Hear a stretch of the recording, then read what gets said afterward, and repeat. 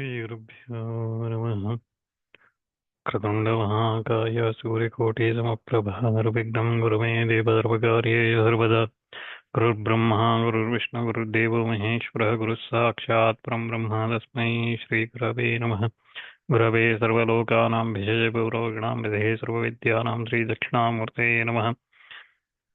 व्यासम् अष्टनत्तारं शक्ते पौत्रमकल्मषं पराशरात्मजं देशुगतातं तपोनिधिम् नारायणं नमस्कृत्य नरं चैव नरोत्तमं देवीं सरस्वतीं व्यासं ततो जयमुदीरयेत्। मोघं करोति वाचालं भङ्गं लङ्घयते गिरिं यत्कृपातमहं वन्दे परमानन्दमाधवं। नारायणपरो व्यक्तादण्डमव्यक्तसम्भवं मुण्डस्यान्तस्तमे लोकाः सप्तद्वीपा च मेदिनी अवधि पार्थाय प्रतिबोधितां भगवता नारायणे स्वयं व्यासेन कृतिनां पुराणमलिनां मध्ये महाभारतम् अद्वैतामृतवर्षिणीं भगवतीमष्टादशाध्यायिनीं बद्ध्वामनुसन्दधामि भगवद्गीते भवेद्वेषिणी श्रुतिस्मृतिपुराणानाम् आलयं करुणालयं नमामि भगवत्पादं शङ्करं लोकशङ्करम् अवतीर्णश्च कालट्यां केदारेन्तरतश्च अच्युतस्पीडप्रतिष्ठादायेता शङ्करो गुरुः. So previously we were looking at the 18th shloka where Bhagavan explains naivatasya kritenartho na kriteneha kachana na chasya sarvabhutesu kaschid arthavyapashraya.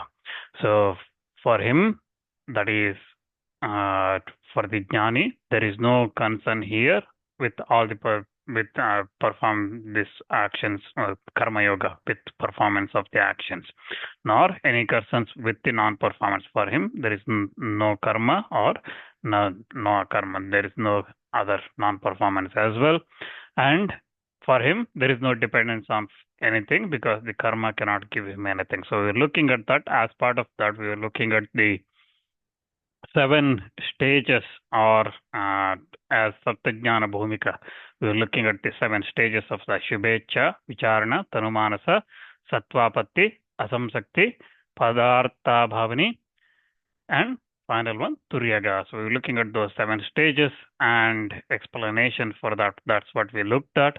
And what here Bhagavan is saying to Arjuna is, these 7 stages, out of these 7 stages, even the first 3 stages, if someone has achieved, for them itself, these rights and duties, they are not required. For them itself, they are not eligible for that. So one who has completed the first 3 stages, Shubhecha, Vicharana, Tanumanasa, and entered that Sattvapatti, where they start realizing, that Atma Vastu, at that time itself, this karma bandha, this karma performance requirements will disappear for them.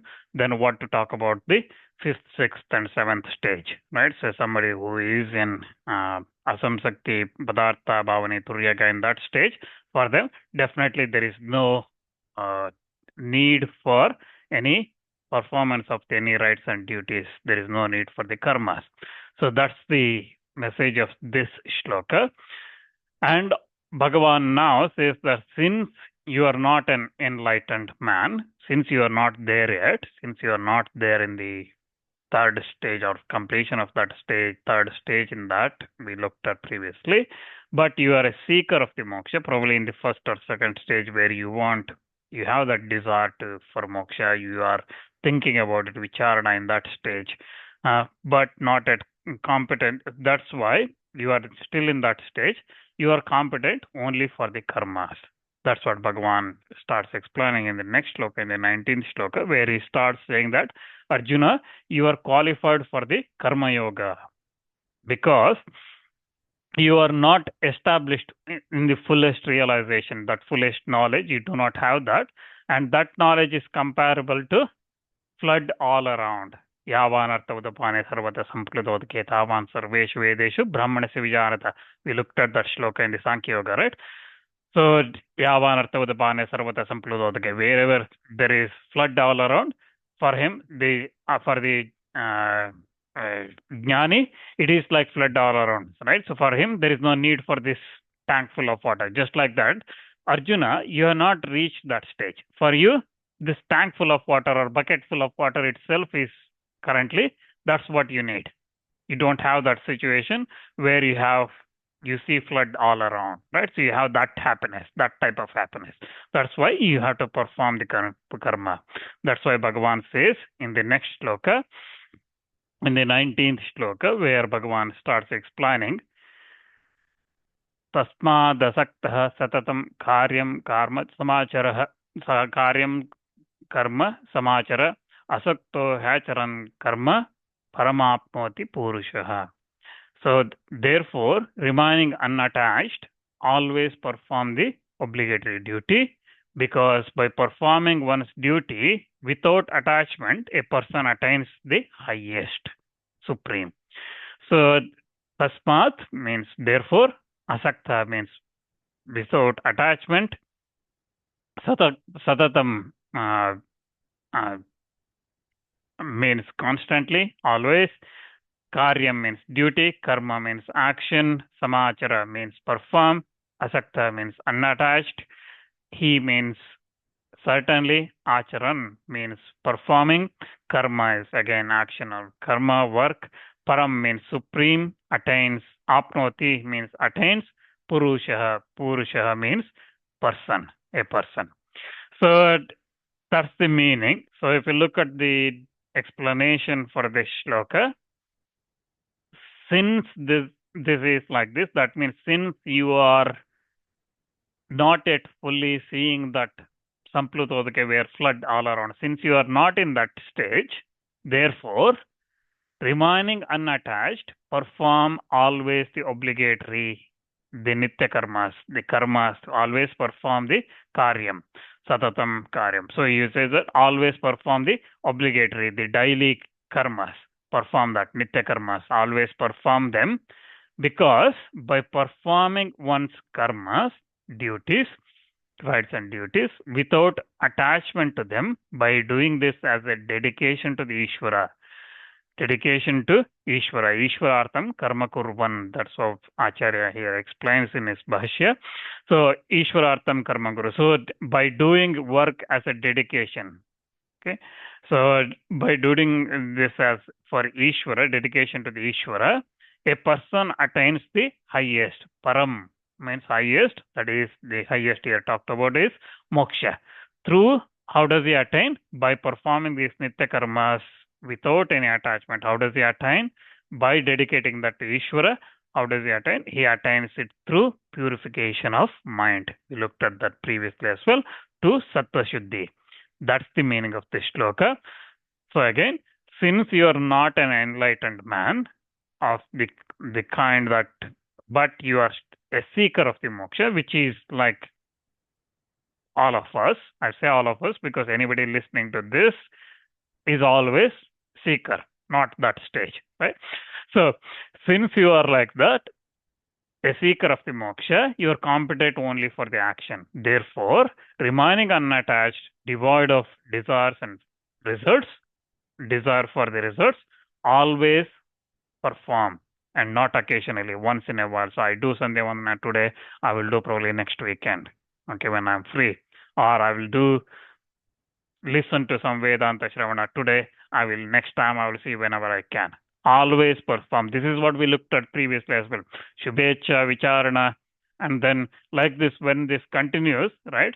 So that this Tanumanasa continues, so it becomes deep and deep, more and more. So Shubhecha is just we looked at last time, right? So Shubhecha is just a desire, having that. Vicharana is continuously started thinking about it. How do I get there? How do I do this? Tanumanas is then getting better and better, right? So here as well, so it is not occasionally. What Bhagavan says is satatam, always perform your duty and duly perform. Okay, perform it and also do the right way as per the Shastras. Samachara, that's why it says samyak acharat.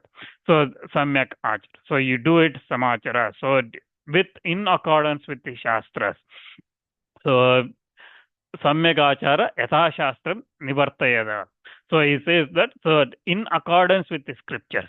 So again, doing it as you like is not right.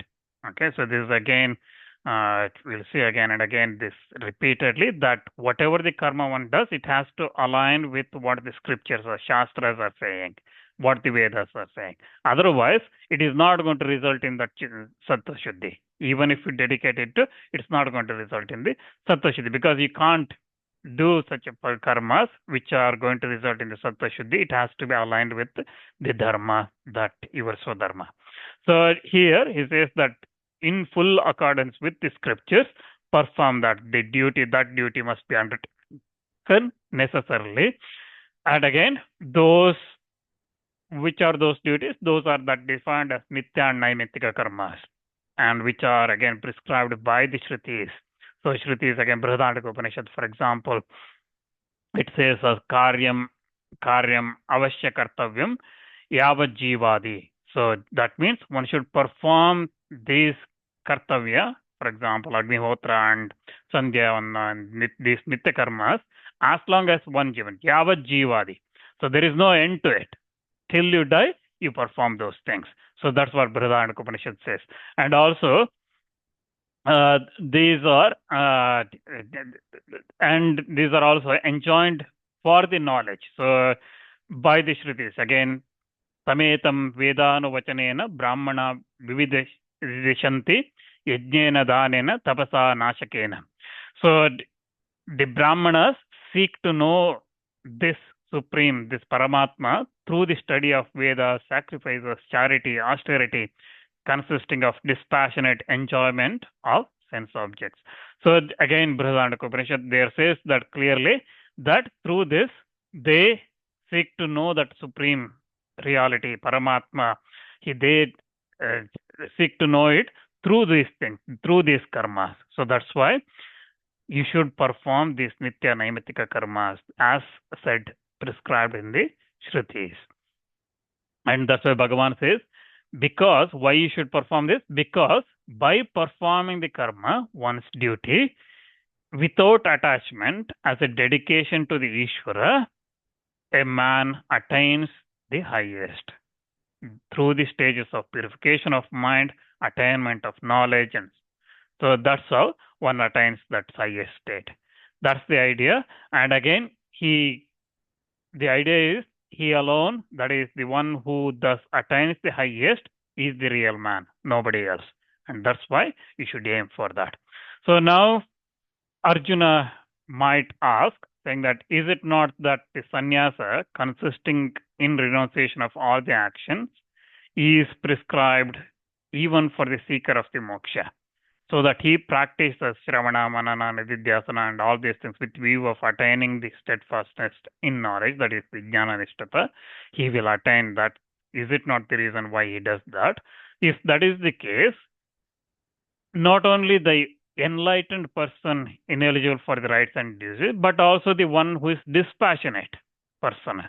Right? For example, sannyasi, it's saying that, so we looked at previously, that sannyasi is ineligible. He does not have to perform rights and duties, karmas. That's what we looked at in the 18th shloka, for example. Right? So Arjuna might ask here, saying that rights and duties, if that's the case, I am also interested in moksha. I am not interested in anything else. Okay, this wealth or this kingdom or anything, I am not interested in any of that. I am a virakta. I am a dispassionate person. So for me also in that case, there is no rights and duties, right? So I should not have any rights and duties because I am a dispassionate person. Just, is that how it should be? Why I should not renounce my duties? So why I should not give up on my duties? Just like a sannyasi does. The sannyasi here is talking about that one who has attained that knowledge.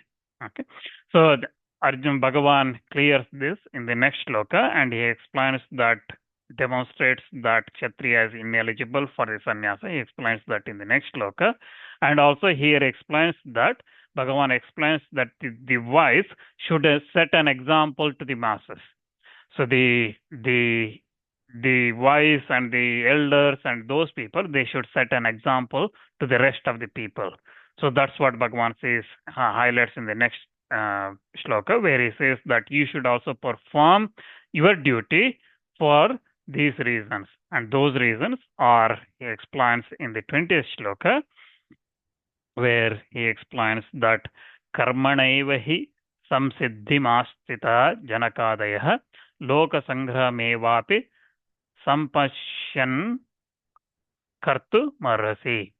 So for Janaka and others, strove to attain moksha through karma alone. You ought to perform your duties, keeping in view the prevention of mankind going from astray. Karmana means by performing the prescribed duties. Eva means only. So karmana eva means by performing the prescribed duties only. He means certainly. Samsiddhim means perfection. Astita means attained. Janakadaya, Janaka and Adaya, Janaka and other kings. King Janaka and other kings. Loka Sangraham means for the welfare of the masses, for the world. Eva api means only. Sampashyan means considering. Kartum means to perform. Arhasi means you should. So the explanation for this is, because in the olden days, the learned Kshatriyas, like Janaka and others, Ashwapati, who is mentioned, for example, in Chandogya Upanishad about him, those strove to attain samsiddhi. They strove to attain moksha through action itself. That's the first part of the shloka here. Janaka and others, Shankaracharya here quotes example, for example, of Ashwapati. Okay, so they strove to Ashwapati's Savitri's father. So we look Savitri, Sati Savitri, we seen her stories, right? So her getting her husband back after following Yama. So Ashwapati is one such king, Janaka is other. We look at various other kings as well. So they all strove to attain that moksha through the karma only. If it be that they were possessed of fullest realization, if you think that they were possessing fullest realization, they already had that jnana, atma jnana, then meaning is that they remained established in that state while continuing because of the past momentum.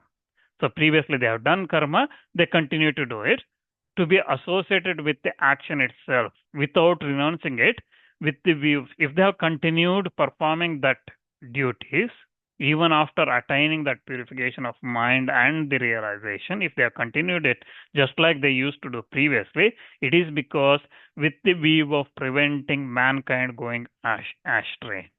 Loka Sangrahartam. Okay, so that's why they did not give up on that duty, whatever they were performing. Again, such persons as Janaka were men of knowledge. Okay, they had no right to enter the fourth ashram of sannyasa as they were kshatriyas. In obedience, therefore, to their prarabdha karma, that is, prarabdha karma is the karma which led to the birth and which had to be worked out in this birth. So because of their prarabdha karma, they have taken birth as a kshatriyas, which caused them to be born as a kshatriyas. They went into spiritual careers. They moved on in their spiritual journey without renouncing the karmas. So again, if they had renounced their karma, others also would follow their example. It is not proper that they should attain moksha in the virtue of their right knowledge. So again, it is what he is highlighting is Arjuna, if he is considering taking up sannyasa, like those who have attained it and he is dispassionate about everything else, he is virakta and he is dispassionate, he wants taking sannyasa and giving up all the karmas, because Arjuna Bhagavan is saying that this is your karma, you should perform this karma and dedicate it to Ishvara and things like that. He is saying that he's thinking about that. His Bhagavan here is saying that you should not do that. You should not consider sannyasa, because that's wrong. Because the Shruti says sannyasi should give up putreshana, vitteshana, lokeshana and things like that. This is what Brihadaranyaka says. Then also Shruti says that Brahmana ata Bhikshacharyam bhikshacharyan charanti. So Brahmanas go for bhikshas. They are the sannyasis. And Kshatriya, as a Kshatriya, you cannot become a sannyasi. And also in the Smritis, for example, it says, the Purana says that Chatvara ashrama brahmanasya, Triyo rajanyasya, do vaishyasya. So 4 ashramas for brahmanas, brahmacharya, grahastha, vanaprastha and sannyasa.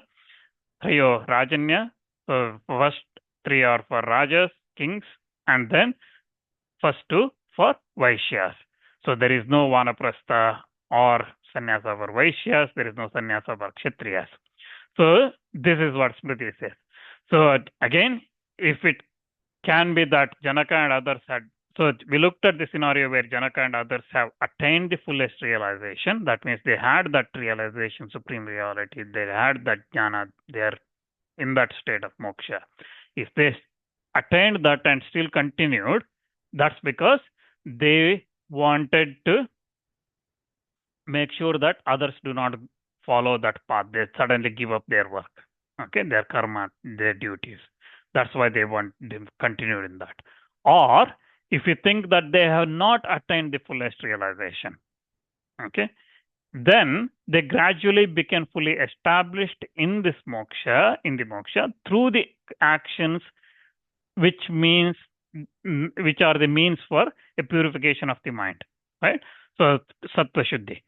So karmana sattva shuddhi sadhana bhutena karmena samsiddhi mastita. So the verse is explained like this. So either if you consider them as they are already fully attained that purification and attained that knowledge, then they are doing it for the loka sangrahartam, loka protection, right? So the welfare of the world. They are doing it so that the masses do not go astray. That's why. If you think that they have not attained the fullest realization, they are continue to perform these duties, rights and duties to attain that purification of mind and through that attain the moksha.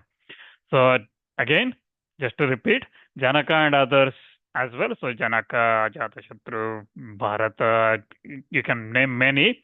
All of them, they continued, well known from the Shrutis and Smritis, Puranas, everywhere they are described many times. They all attained the success, that is the steadfastness in the knowledge, which is achievable by the means of Shravana, Manana and so on. They attained that along with the action itself, but not along with the renunciation of the actions, even though they were men of knowledge. Since this is so, therefore, you also were a Kshatriya. Krishna is telling Arjuna here, since you are a Kshatriya, you ought to perform your duty, whether you be a seeker of the knowledge or you are a fully realized man. You still have to continue with your karmas. So, etam vai tamatmanam viditva brahmana putreshanaayascha vitteshanaayascha lokeshanaayascha vittha yatha bhikshacharyam charanti. So, Brahmana renounce the desires of sun, wealth, and for the worlds and lead the sannyasa life. That's what Brihadaranyaka says, as I said earlier. And again, that is what says that Brahmanas are qualified for sannyasa ashrama.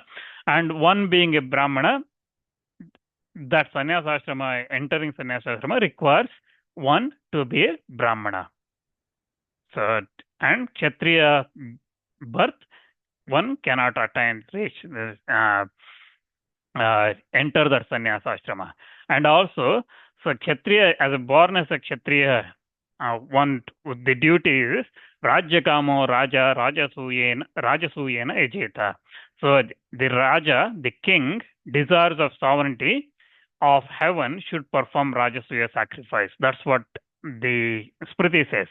So, and also Smriti says that, as I said earlier, Chatvara ashrama Brahmanasya Triyo Rajanyasya Do Vaishyasya. So Brahmana has 4 stages of life, Kshatriya has 3, and Vaishya has 2. And also in the Purana, we see that Mukha Janamayam Dharmo Yadvishnor Lingadharanam Bahu Jator Jatanam Nayam dharma prashasyate. So the meaning is, of those who were born from the mouth of this Supreme Person is the duty of bearing the insani of Vishnu. So that means sannyasa. And the duty does not befit those who are born from the arms or from the thighs. So those who are born from the arms means Kshatriyas, those who are born from the thighs are the Vaishyas. So that's what Purana says. So it's clearly stated that Kshatriyas are not eligible for sannyasa, or Vaishyas or Shudras. Shudras are not eligible for any of these four ashramas, do not apply to them. So that's very clear. So it is clear that sannyasa is not, there is no sannyasa ashrama for Kshatriyas and Vaishyas. Therefore, it's clearly stated by Bhagavan here that since Janaka and others attained success along with action, along with their karmas, and that's again in accordance with the Smriti text, which says Sarve Rajashrita Dharma, Raja Dharmasya Dharakaha. So that all the duties are dependent on the king, and king is the upholder of the duties. That's what Smriti says. So it is again very important, this shloka here. The reason is, it says that as a Kshatriya, as a role model, you should perform. Even if you attained that stage, that knowledge, you should continue, because that's your duty. First of all, that's your duty. As a Kshatriya, that's your duty. And the second thing is, people follow you. Okay? So, Sarve Raja Shrita Dharma, Raja Dharma Siddharka. So, Sarve Raja Shrita, all duties are dependent on the king. So, that's what Smriti text says.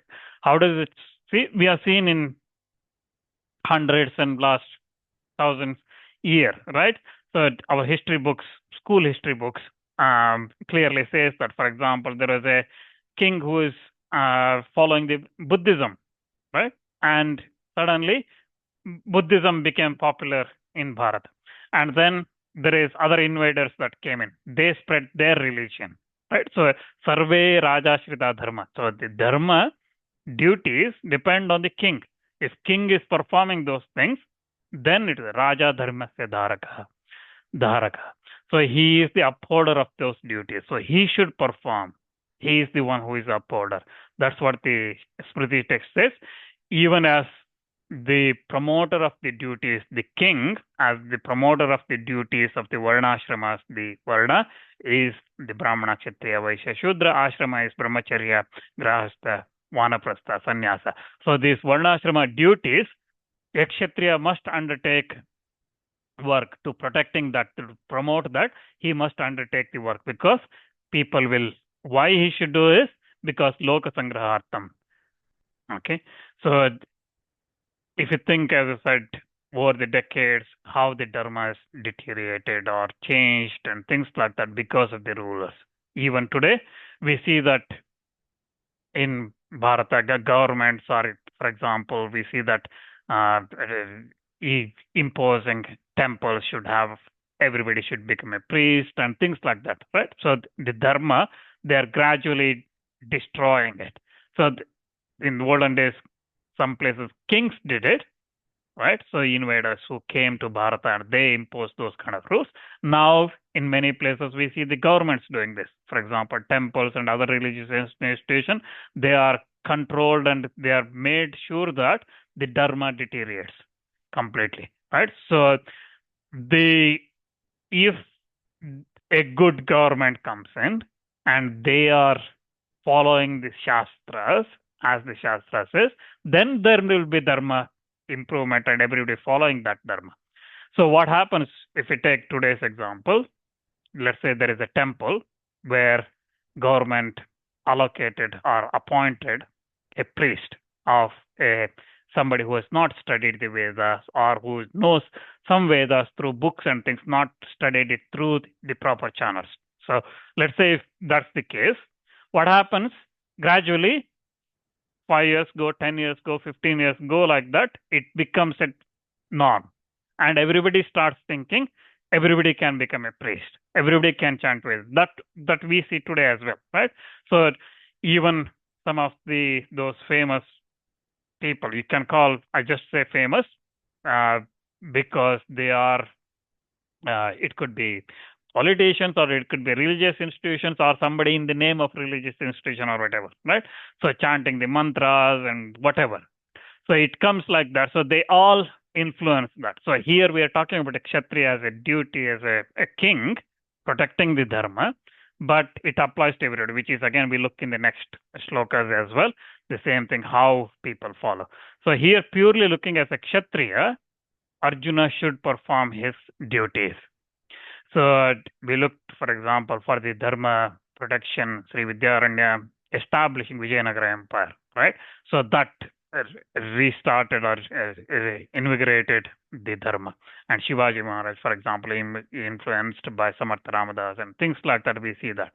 Who, without someone upholding these varnashramas, duties, dharmas, and things like that, they will not survive. So it is the duty of the king, or in today's words, the governments, to uphold that dharma by following that Shastras. And that's what Bhagavan says in Loka Sangraham. Loka Sangraham means Lokanam sve sve dharme pravartanam unmargan nivartanam cha Loka Sangraham. That means making people undertake their own duties by preventing them from going the wrong path is Loka Sangraham. So with that view, that observing the conduct of the good people, such as Janaka and others also, you also surely kartum arhasi. Bhagavan says, you ought to perform your duty. That's the construction here. That's the meaning. Even if you are a man of knowledge, even if you're a man of knowledge, still you, as a kshatriya, because kshatriya janma prapakena karmana rabda sharirastvam. So, because you are born as a kshatriya, vidvanapi janakadivat prarabdha karma balena loka sangrahartam karmam kartu yogyo bhavasi natu tiktam brahmana janma alabat avip ityaviprayaha. So, Sri Madhusudan Saraswati says here, clearly says, even if you're a man of knowledge, still you, because your body has been formed as a result of the actions that led to this birth as a kshatriya, you, like Janaka and others, fit for performing your duties under the influence of the prarabdha karma, with the view of making people undertake their duties and preventing them from going astray. But you are not fit, but you are not fit for disregarding your duties, since you are not born as Brahmana. The karmas you cannot renounce. That's what Bhagavan is saying here to Arjuna. And again, to this effect, again, Sri Madhusudan Saraswati in his Bhashya, he says that he etadrisha Bhagavad abhipraya vida Bhagavata Bhashyakrita brahmane saiva sannyaso nanyasyeti nirnitam. So he says that being cognizant of this kind of intention of the Bhagavan, it has been ascertained by the respectful, venerable commentator. That means he is referring to Shankaracharya here, Bhashyakrita. So he says that Sri Madhusudan Saraswati in his Bhashya, he says that with this abhipraya, with this view, intention of the Bhagavan being clear, that Kshatriya cannot take sannyasa, with that view of Bhagavan, Shankaracharya in his Bhashya, respectable Shankaracharya, venerable, worshipable Shankaracharya, that's how he quotes Madhusudan Saraswati. So Bhagavata Bhashya, he says that Bhashya, he respectfully says that Shankaracharya says that sannyasa brahmanas saiva sannyaso nanyasyati na anyasyati. So it is not for anybody else, it is for brahmanas only, not for others. That's what Sri Madhusudan Saraswati again, he says that with that view of Bhagavan, Shankaracharya also ascertained, he also confirmed that brahmanas alone are qualified, eligible for sannyasa, not you as a kshatriya. That's the meaning here. And again, on the other hand, if you think that the obligatory duties were performed by ancients such as Janaka and others because they were ignorant. So we looked at two cases. One is Janaka and others were attained moksha, realized that knowledge. They continued to do it because of the loka sangraha, loka protective, everybody, preventing everybody from going astray. Or we looked at them not having realization. That's why they continued in performing karma because they wanted to attain this chitta shuddhi, purification of the mind. That's the two cases we look. But if you look at the third case, because they were ignorant, okay, and that it does not follow from the fact that alone that the action should be performed by another who possesses the right knowledge and has done his duties. Even if you think like that, okay, if they are ignorant and that's why they continue to perform their duties, even then, you, under the influence of the past actions, that is your prarabdha karma, the karma which has led to this birth as a kshatriya, you ought to perform your duties, keeping in view that the prevention of mankind from going astray, the welfare of the world, the propitiation of the mankind. Even thinking about that, you have to perform. Even if you think Janaka and others were ignorant, they did not know all these things. Even then, you have to perform this. That's what the meaning here is. And if Arjuna might ask that, even if I undertake work, why will people imitate me? If I do this karmas, why will people follow me? Anticipating this, Bhagavan again explains in the next shloka. And again, by whom and how this mankind is prevented from going astray. Similar question you could ask. By whom and how mankind will go astray. That being said, in the next shloka, where Bhagavan explains that, this is a famous shloka. Yadyad acharati shreshta tat deve taro janaha sa yat pramanam kurate lokas tadanu vartate. So wherever a superior person, whatever the superior person does, another person does that very thing. Whatever he upholds as authority, an ordinary person follows that. Yat yat means whatever, acharati means does, shreshta means the best, tat tat means that alone, eva means certainly, itara means common, jana means people, saha means they, yat means whichever, pramanam means standard, kurute means perform, loka means world, tat means that, anuvartate means pursues. So, yadyadacharati shreshta. So, wherever the whatever the actions the superior person, a leader, acharati, does.